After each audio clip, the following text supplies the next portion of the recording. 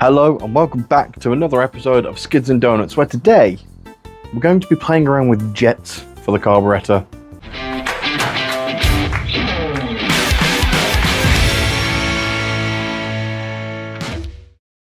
Now, if you've been watching my videos for any period of time at all, then you'll be more than aware that this car has been through a pretty tough time in terms of carb swapping it from the K-Jetronic unit and absolutely everything else that's been done to it since. Now, one of the key problems I have is the carburetor is the Weber 3236 DGEV, I believe, and that should be the perfect size for a 2-litre engine. That being said, there are so many options for jetting a carburetor. Now, I didn't really know the importance of that until I started actually doing the smallest amount of research possible. Now, if you're anything like me, who hasn't really fiddled with carbs at all in their existence, you may be wondering, what exactly are jets? Well, good question. There's a lot of them, but the key ones we're focusing on today are these, which are the idle jets, if you can see that, which is this one, which is the idle jet for the primary side, because there's a primary and a secondary.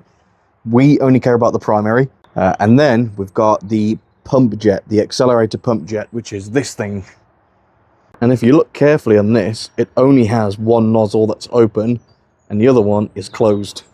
Now, that's important on this carburetor, otherwise you'll send too much fuel through and then it will be way too rich. Now, even if you know the bare minimum about carburetors like I do, you'll at least know, if you've got one, you have something called a mixture screw or mixture screws, depending on the carburetor you've got. If you've got like the 38D gas, that has one there and then one there. But it's always got a mixture screw on every single carb. And that determines how much fuel is going through at idle. Now, with the idle jets, that also has a restriction. So this idle screw on this particular carb, if I turn it more than 2 times, like out to let more fuel in, and I'm still having idle issues, then it's time for a bigger jet, which is exactly the issue I was having with this. And again, it only took me about 5 minutes to actually do a bit of research on that to find that out. And the other one, which is the pump jet, you would have seen in previous videos I've complained that if I tap my foot to the floor when it's on like idling or whatever, it bogs down and almost stalls. So we're also replacing that. That one is a bit trickier to get because we have to take the top half of the carburetor off. The idle jets, you've got one on either side. You've got the secondary and you've got the primary. The secondary I'm not too concerned about because that, I think, kicks in at a certain RPM. The primary is the one that's actually controlling how much fuel is going through at idle.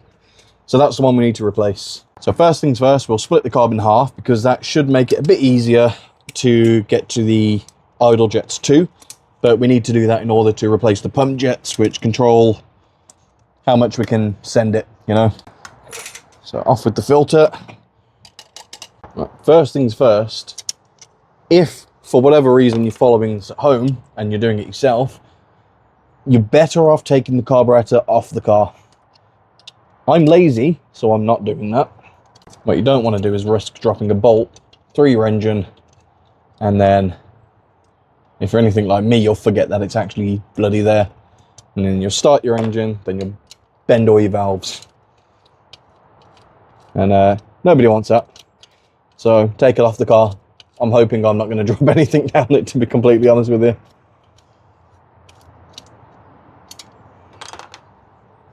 There you go, the air filter housing is off now. Which leads us to the 6 bolts that keep the top of this carb on and the choke, which is really, really annoying to get off because if you lose the little spring clip, which I'll show you in a second, your choke won't work anymore. Okay, so the problem child here is this is what controls the choke here. So you got your actual electric mechanism, which is on like a whole lever system, which connects here. which spins the flaps, choke flaps, and connecting it is this little C-clamp type thing, which, if you aren't careful, will ping off and you'll lose it. Ask me how I know. You guessed it.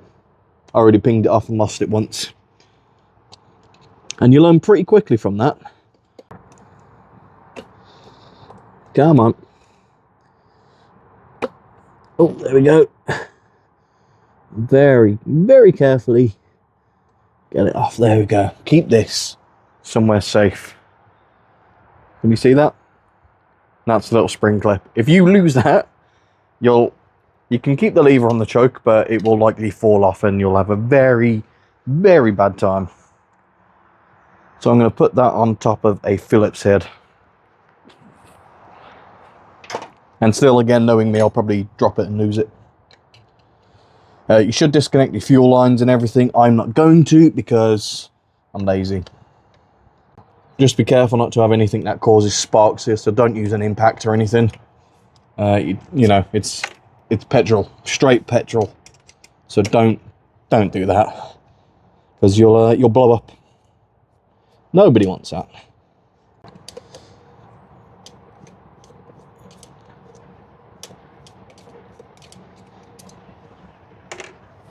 These are all the same size as well, so don't worry about getting them back in the exact right place.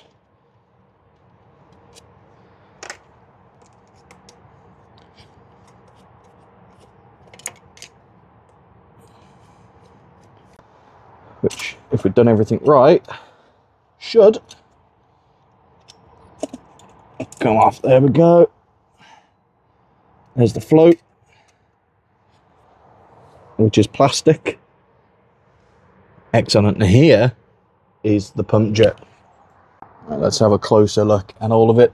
So there is your fuel bowl. That looks a bit dirty, which is weird, seeing as I have not one, but two fuel filters. And also my fuel pressure regulator, the screw that was in it, decided to just leave the chat completely. No idea why. I turned it like one rotation, it just pinged out, the spring pinged out everything. So I've got a old banjo bolt from a BMW, and the original spring, I managed to find that. The golden bit, no idea. It's fine now, I've still got my pressure gauge in, it's fine. So yeah, it's a bit weird to see that there's debris in there. These down here, the two gold bits there, they are your main jets, I believe. These are your emulsion tubes, maybe? And then you can see here, there, that is the primary jet for this carb, and that is your secondary jet. So you'll see, this is the jet here we need to replace. That is the pump jet. So again, when this is the accelerator, you'll see that coming out? That's what we're going to make bigger. So let's get that off, pop a new one on. Happy days. Now you want to be really careful here, because there are two washers on this as well.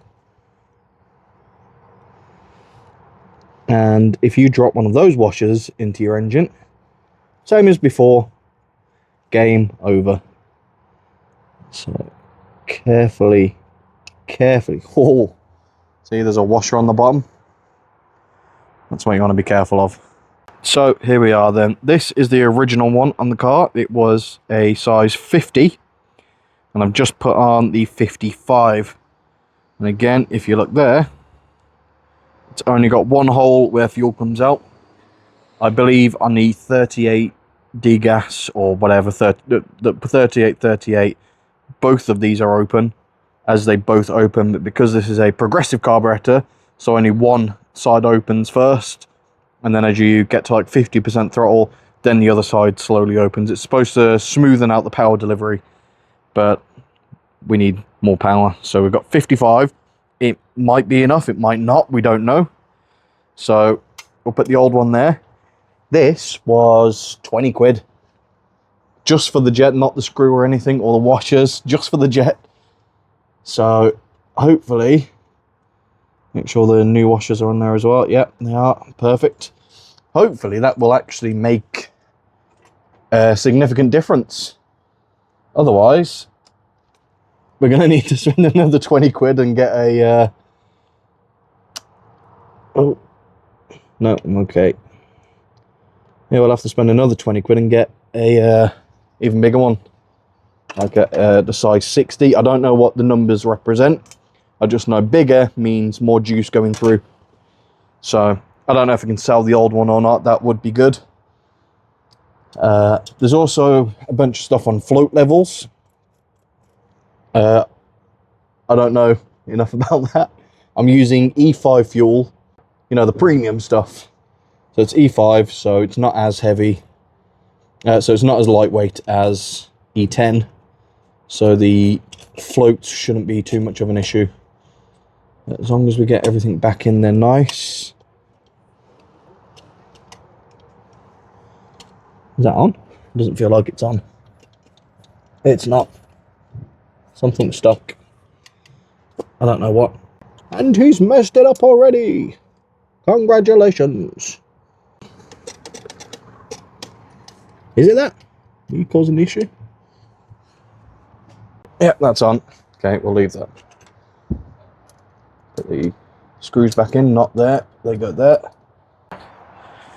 Now again, the idle jets are important because it determines how much fuel goes through at idle.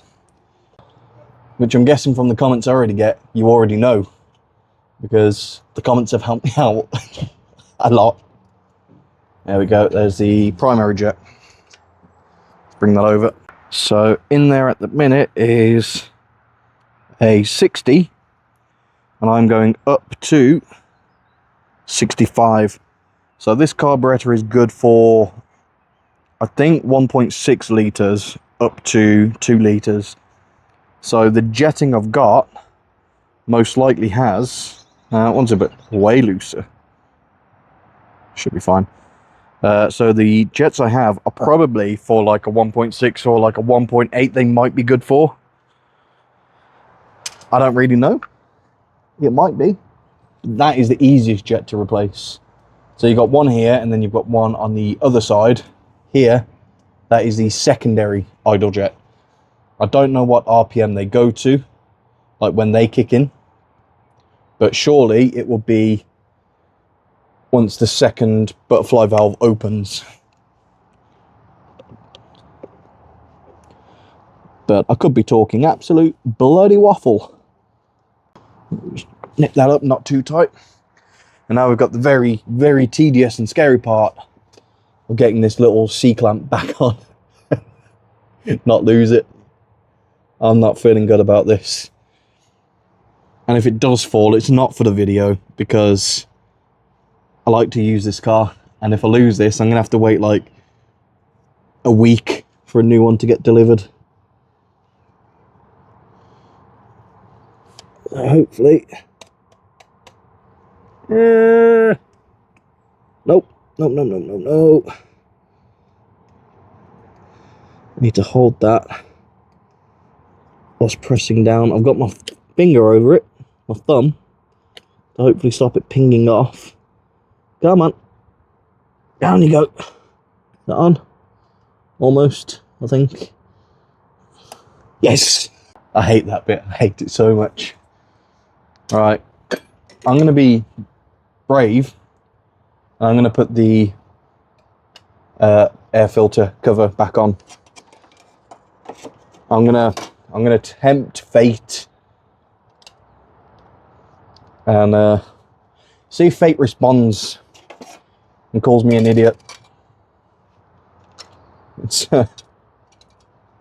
let's see. Hopefully it won't start surging and I've created an air leak somewhere, but we'll find out in just a few minutes. In the meantime, I might adjust the thingy, my bobbity bob, you know, the one. Now if you've watched the other videos of me trying to get this thing tuned, you know exactly what I'm doing. For those that haven't, this thing is a timing light. And what that does when the engine rotates, I've got some markings down here on the crank pulley and on the timing cover, which I need those to be around 12 degrees. What I'm also going to need is a longer screwdriver than that, and adjust the idle, so the idle is around 800 to 900, because the comments also told me off about that last time. I'm learning here, I'm learning, give me a break. So that will be to adjust the, you know, thingy. But we also need to get it warmed up first. And this is to scare a bit, make sure the wires aren't in the way of the fan. They seem good. Will it start? Let's find out. And it starts. Need the cold start to kick in.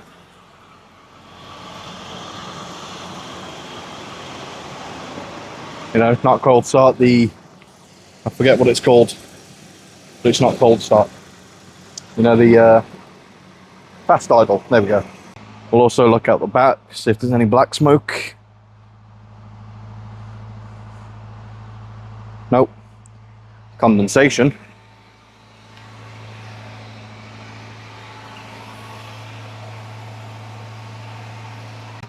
This is what I've got the fast idle set to when it's cold.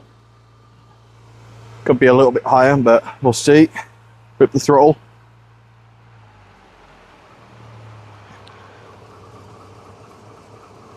Ooh, that's idling quite nice. Idling higher. Before, what used to happen is if I did that too early, the car would just die. So it's nice to see it's not died. Look at that.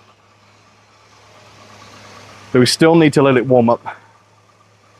But I used to have to like keep it on the fast idle for ages to warm it up loads, and if I blipped it off too soon it would stall, and I have to start it again, then it would idle at like 500 RPM. That's not bad. That is not bad. So whilst we're waiting for the 242 warm up, I've been working on something in the background. We now have some stickers and a coaster. It's like a paper coaster, like card, which is pretty cool. So they're not too expensive, but if you want to help support the channel, feel free to buy a little bundle. You'll get one of each sticker and 2 of the little paper coasters.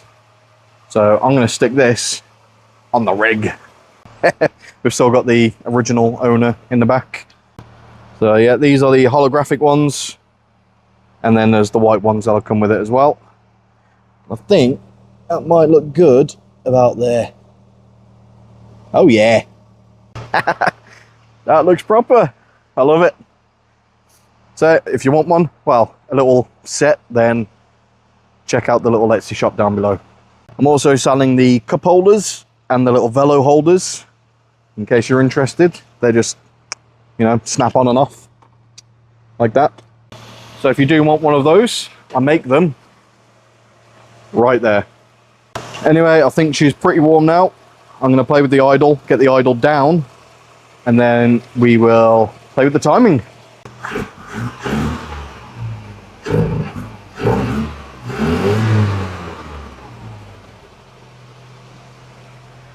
It's still a little bit boggy, but that was a lot better than it was. That could also be down to timing now, so we will play with that.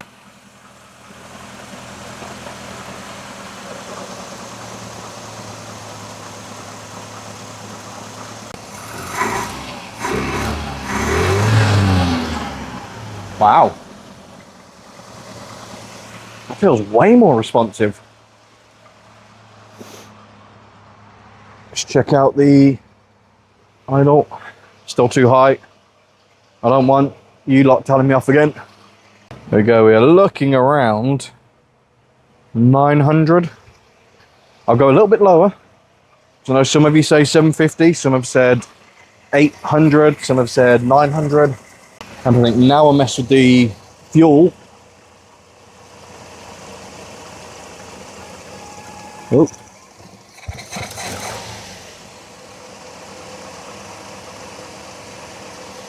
I think it was fine where it was. We'll leave that. And now we can play with this. Just for proof, there's the idle. It's low, just like my fuel. And I mean, let's just see where it's at the moment. I would get the camera down there, but it doesn't fit.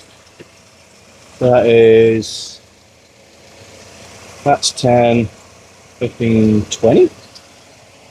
That's on 20 at the minute. I did adjust it the other day to give it more advance because it kept on stopping. Because every time I got to the lights, it would stall. So I had to do a quick roadside fix and change the idle. Not idle, change the timing. You know how it goes. You know how we do this by now. We bop that off.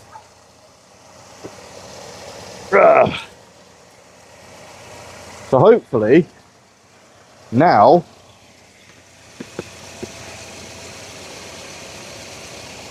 we are slowing it down.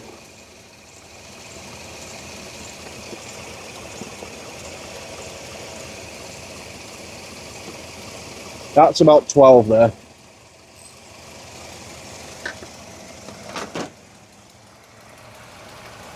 It sounds like you can hear the spark plugs more.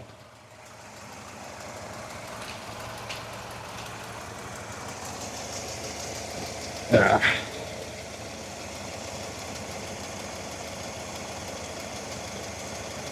So that's 12 at the moment.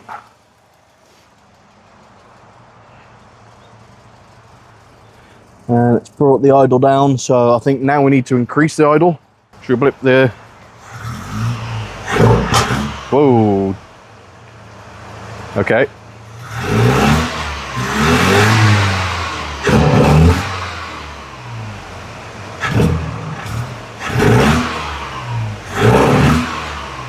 I don't know. So to me, that shouldn't backfire right now. So I'm going to try and go to 15. Because I do not need this carburetor backfiring all the time. Because that is how you get a fire.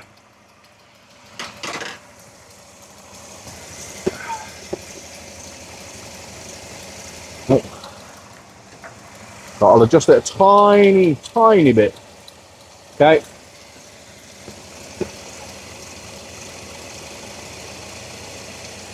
Tiniest amount. That's 15, I think. Let me look from directly above. That is bang on 15. So we'll try it again.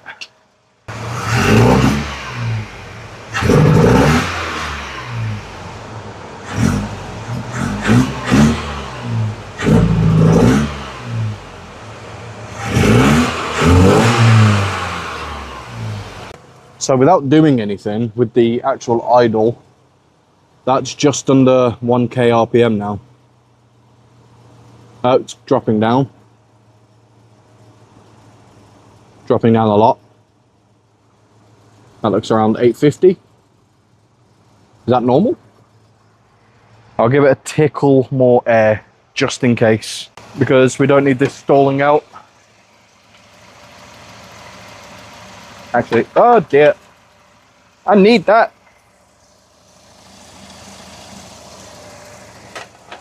Let me attach the advance instead. Let's pop all the tools away, bring them with us, and we'll take it on a little test drive. All right, let's do a standing launch. You ready? Whoa. Hello. Whoa. Whoa. How about that? Whoo! Okay. Hello. Oh, wow. That is nuts. Second gear. Woo-hoo-hoo-hoo! All right, coming to a stop. It almost stalled then.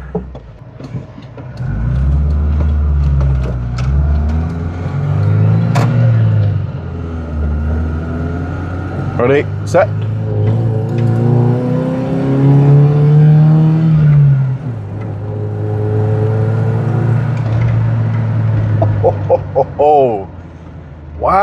Okay. So it turns out jets really do matter. That's insane. Oh my God. But so, bearing in mind, I've been driving this around and it has not been this good. I'm noticing though, as I'm getting to a stop, it's almost like it wants to cut out, and bearing in mind the car's warm. Like, we've had it on idle for a while. So, it doesn't quite stall, which is nice.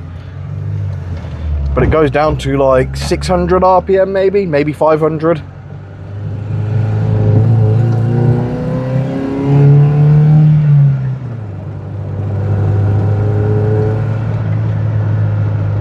Oh, wow.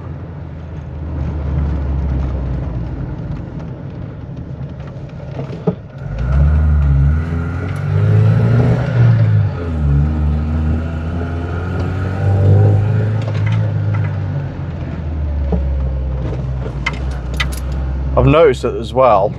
So I've still got the overheating issue. It doesn't necessarily overheat, but it gets very warm. It probably goes about 3/4 of the way up the gauge.